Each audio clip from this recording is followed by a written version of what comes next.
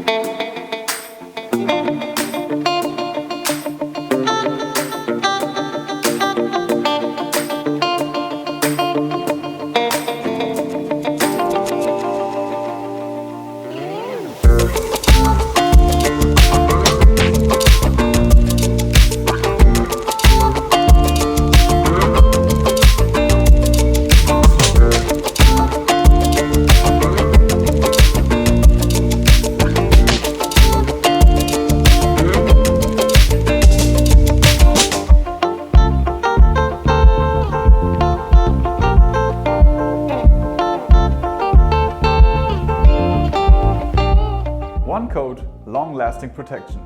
The one coat only from Osmo saves time and money.